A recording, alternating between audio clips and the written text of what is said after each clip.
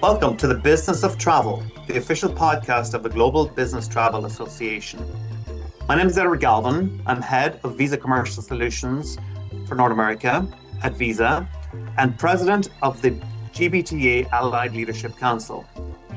I'm based in Chicago, which is so fitting as today we're here to talk about what to expect at GBTA's 2026 annual convention taking place here in my hometown of Chicago on August 3rd through August 5th. GBTA's annual convention is an event that brings together nearly 6,000 business travel professionals from the US and from around the world. As we know, many of you are asking yourselves what to expect and how best to prepare for this convention.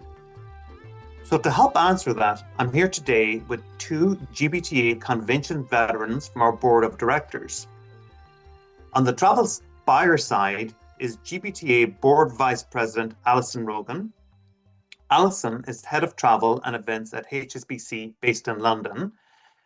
And on the supplier side, we're joined by GBTA board treasurer Kevin Sullivan. Kevin's the managing director of Southwest Business at Southwest Airlines based in Dallas. Thank you both for joining me today. Thanks for having us.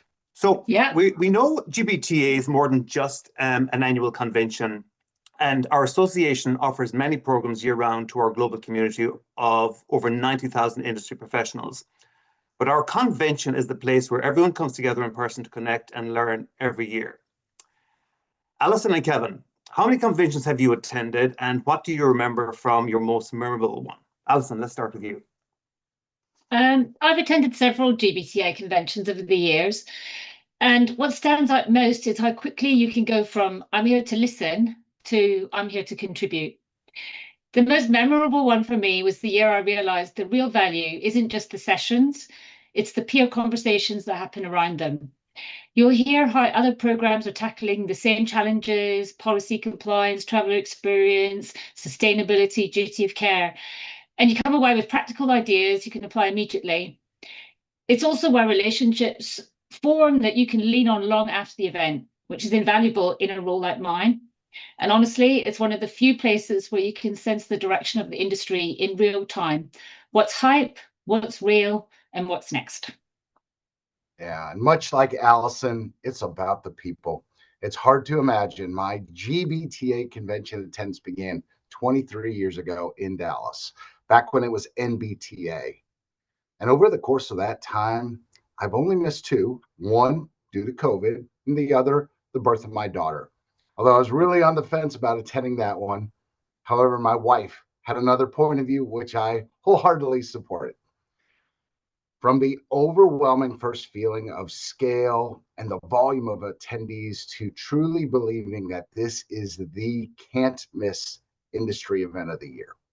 It's difficult for me to select my favorite convention, but I am a little partial to the Orlando convention coming out of the pandemic, where uncertainty and fear were in the rearview mirror, hope and resiliency lying ahead for our industry. It was an amazing feeling to be back together with competing suppliers, and of course, many of my valued partners. It was following that convention that I really amplified my involvement for the association.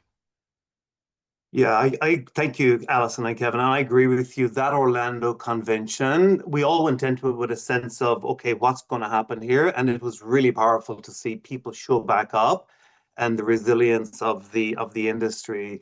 And my favorite convention was San Diego in 2013. And ironically, I had just arrived in the US and started working in North America a year prior. And I'd not been to any GBTA meetings or conventions, and it was my first time in San Diego, but I was blown away by the scale of the ecosystem and how all parties, all the core parties in that ecosystem, whether it was airlines, hotels, payment companies, financial institutions, car rental companies, travel agents, OTAs, they all showed up. And it really, gave me a first tier view as to what the impact of the convention, number one, and the scale of the GBTA at a global level. So that was my favorite. I would go so far as to say, from my point of view, just the relationships that are built there are just really, really second to none. And it's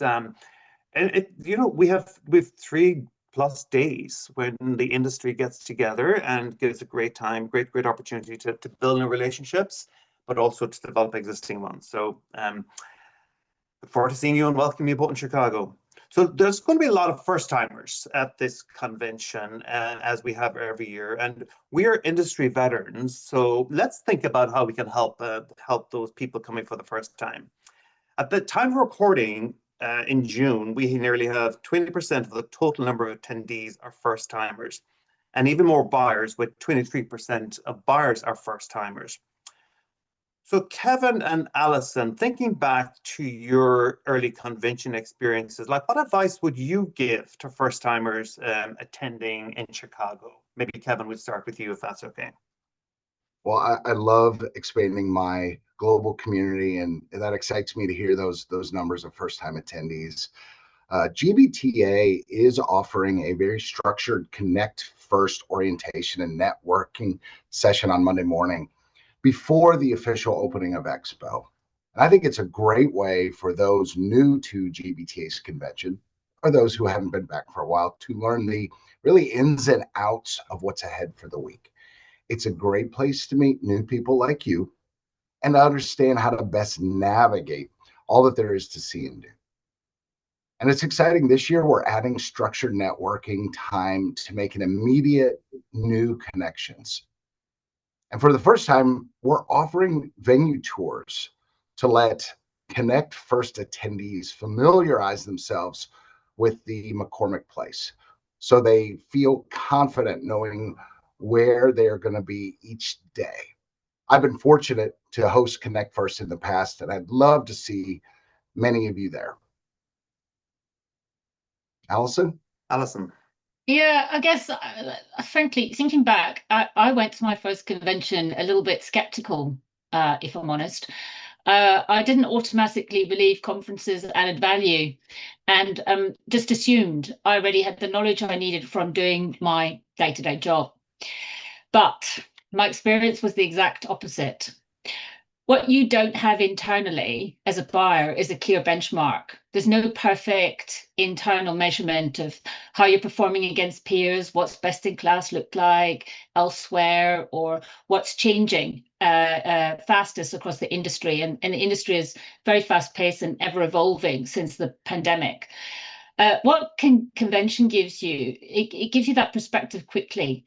So for first timers, my advice would go in with a simple plan.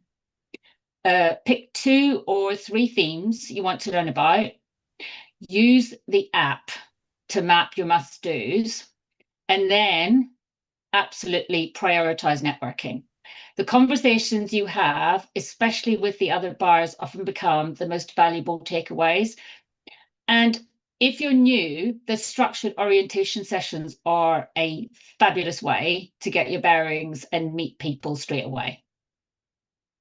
Thanks, Alison. I love the app. I learned pretty quickly that I needed the app downloaded a week or 2 before I got there, and just a very solid, given the size of the convention and the amount of opportunities for meetings, it really was a great way, and is a great way for me to really get focused in on who I'm meeting and what I'm doing over the 2 or 3 days.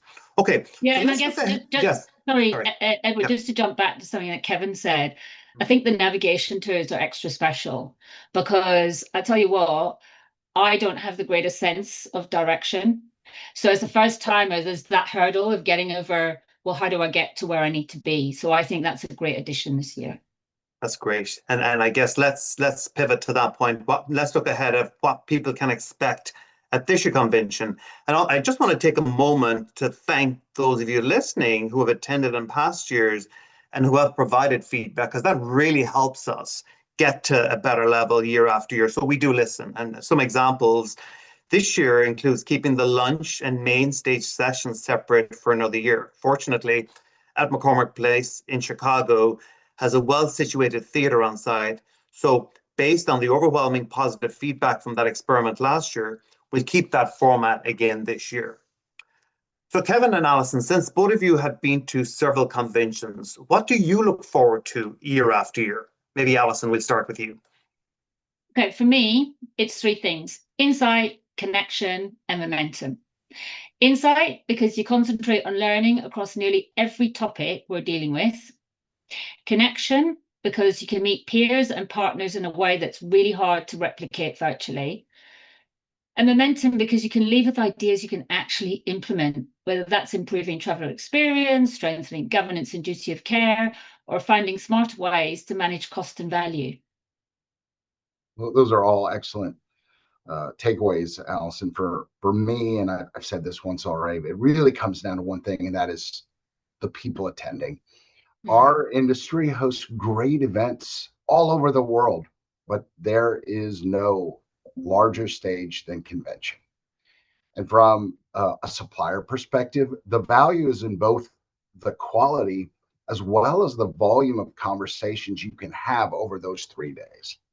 In my company, we measure ROI through meaningful meetings, the action that comes out of each one of those, and then the business impacts that follows throughout the entire year. And so Expo is where you can really maximize those interactions in that captive space, but the opportunity goes far beyond the show floor. It carries into educational sessions, main stage speakers, luncheons, receptions, and even the conversations that happen after hours. Quite honestly, I can connect with more people face to face in those 3 days than I do during much of the remainder of the year. Yeah, I would thoroughly agree, Kevin. Those days start at early 6:30 a.m. breakfast and run into late after hours, and it's just continuous conversation and relationship building. For me, I'm a learning and data insights geek, if you will, and I just really like the way GBTA brings all that together in different modes, if you will. So um, there's great guest speakers and subject matter experts on the main stage, as well as education sessions. This year, I'm looking forward to the main stage on day one, where the focus is going to be on the state of the industry and overcoming personal and professional challenges for individual growth. So that brings together the industry and the ecosystem, but what I'm trying to do and achieve as an individual as well. Um, Day two is all about business transformation. And on day three, it's all about industry recognition and a focus on our planet interconnectedness, often achieved through travel and hospitality. Like we have a few industry CEOs joining on the main stage also, which makes these themes even more important. So over the 3 days, I'm just incredibly excited about the lineup for this year and look forward to partaking as much of it as I can. I guess let me ask you a question here though. Like, how do you think these topics will resonate with the audience based on where business travel is in 2026? So, industry transformation, business transformation, interconnectedness, individual growth. Any perspectives? Maybe Kevin, we'll start with you.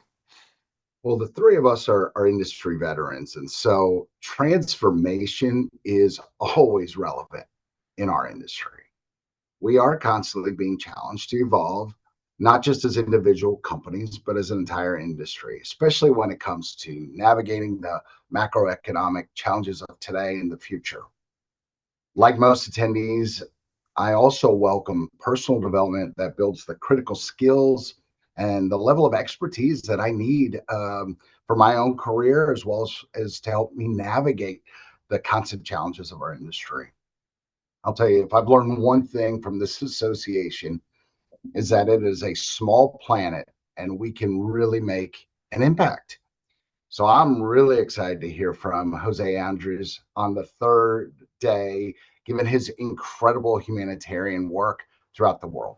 So I really have high expectations for this year's keynote speakers. Alison? I guess for me, I think they'll resonate strongly because they really reflect what the us leaders are balancing in 2026.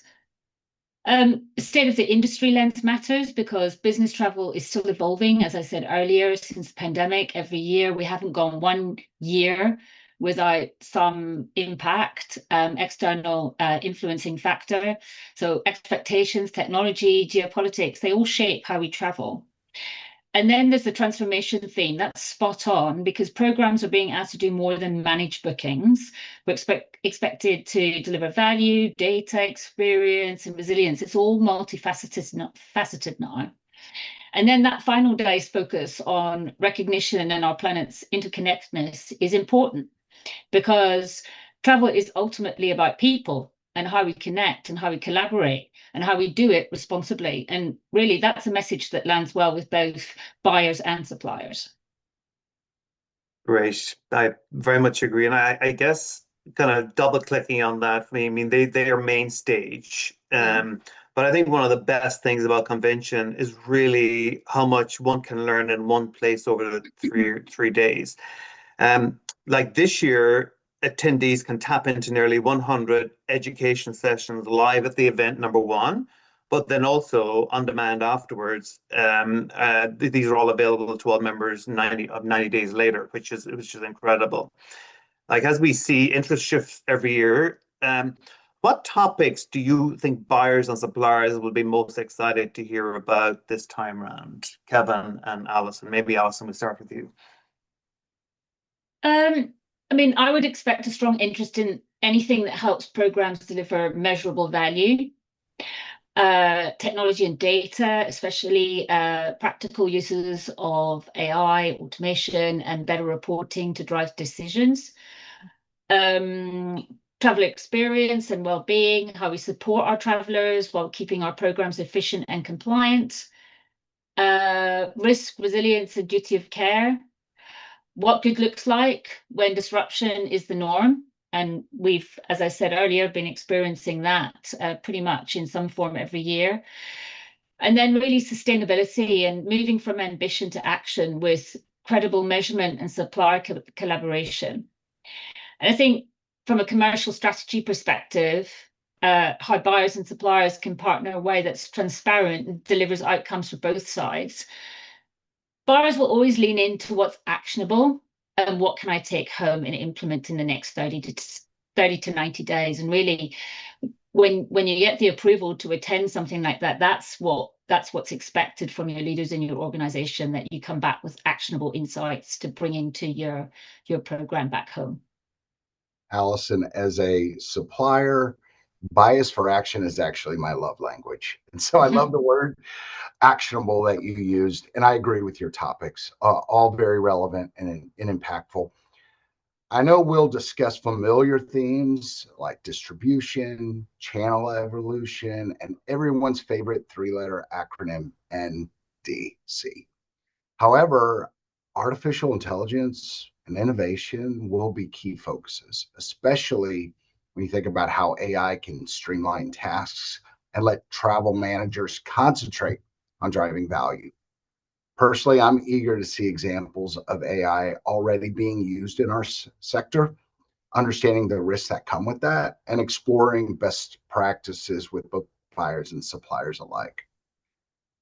There will also be content about balancing that premium traveler experience with cost control, a challenge that remains relevant for both buyers and suppliers alike. Yeah, the artificial intelligence theme, Kevin, or interest, if you will. I know it was discussed last year, but given the rate of change in that industry, it'll be very interesting to see what what the different providers and the ecosystem is doing with AI and improving the traveler experience. I'm very much excited in seeing and hearing that. I guess any new and or other noteworthy topics, features, or let's say must-dos that shouldn't be missed at the convention this year? I know we've talked a lot about already, but are there any other nuggets, Alison or Kevin, that you would advise to our people that are joining us here in Chicago? Alison. So there's three things from my perspective. I would say first is the buyer buzz. It was newly introduced last year and it was a hit, so it's back again on Monday, just before the expo opens. And this year there are more seats and there's lunch. So it should be even more comfortable and very interactive. The second, if spaces are available, is sign up for a brain date in the mobile app. They're bite-sized, buyer-only discussions, small groups, practical topics, and you get honest peer insight really quickly. And they're positioned near the education rooms this year, so they're easier to fit into your day. And then finally, spend meaningful time on the expo floor, especially exploring brands you might not already know. The last day can be a great time for deeper conversations, and supporting the ecosystem that supports our industry really matters. Yeah, Alison, I couldn't agree more. Buyer engagement in the expo keeps us suppliers returning and investing in the convention. And it keeps buyer registration costs as low as possible. Attendees should not miss the last day's expo. And in that vein, nobody should miss the last day's main stage session either, because for the first time, the audience have an opportunity to see startup pitches from the top 3 finalists from Sunday's closed door Venture Connect program. And they're going to choose the 2026 Venture Connect convention winner. We think learning about and investing in innovation in our industry is a great way to close out the week of learning. And I hope to see all attendees will be a part of it on the final day. Yeah, that's a great addition. I'm very excited to see that that those 3 finalists on stage, Kevin. I have a few must-haves. One of my favorites is the GBTA zone on the expo floor, which is where attendees can learn more about GBTA's year-round programs and meet the global staff and other members. And ironically, I think our booth is always near the GBTA zone, and it's a great meeting point for people. And of course, we're going to have the puppies. Let's not forget the puppies. The puppies are a major attraction, and they're always somewhere in a corner, and there's always a lot of people around them. You know, the conference can be very overwhelming, and it's great to take a couple of minutes and go pet a puppy, as I'm sure Alison and Kevin, you're going to do at some point during the 2 or 3 days, and they'll be back again. My final tip, I guess, is just take advantage of Wordly, right? And whether you need translation help or whether you just want a transcription and easy notes for every session you attend, turning into Wordly through the convention mobile app during the main stage or ed sessions can be huge productivity and learning assistant. I started using it and it's really, really impactful and helpful. Again, this goes back to the app. Make sure you download it well in time before you get there for attendees, and tune into use Wordly as well to help you with sessions. Okay, we're wrapping up on time here. One final closing question, Kevin and Alison, what last piece of advice do you have to give attendees before they head out to this year's convention? Kevin, you're first.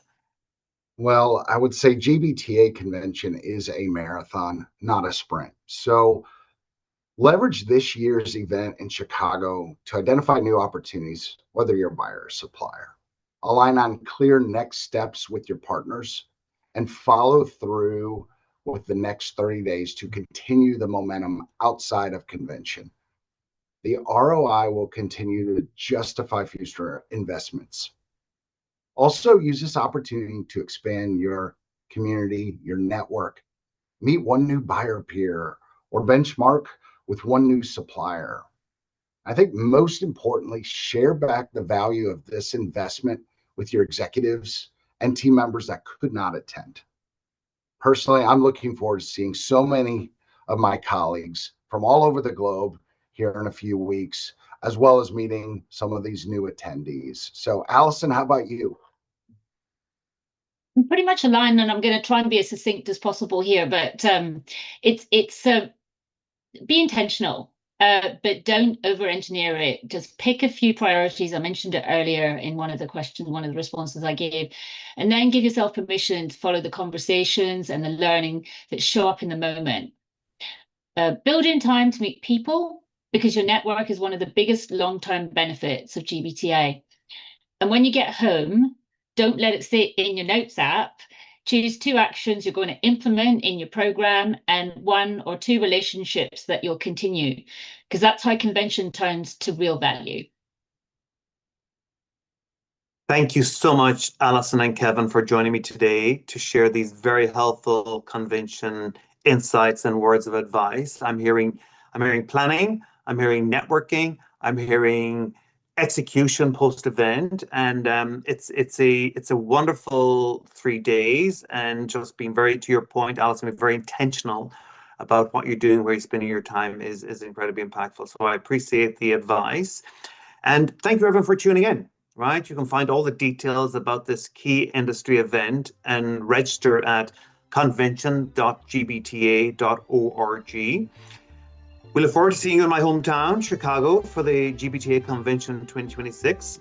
And if you're listening to this podcast after the event, be sure to tap into the Library of Education sessions that we have recorded for you and available on demand as a member benefit, which is really, really powerful.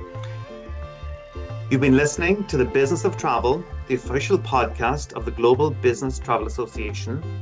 For more information about GBTA and its work, please visit gbta.org, and be sure to rate us and review us wherever you get your podcasts. Until next time, thank you for listening, and enjoy Chicago.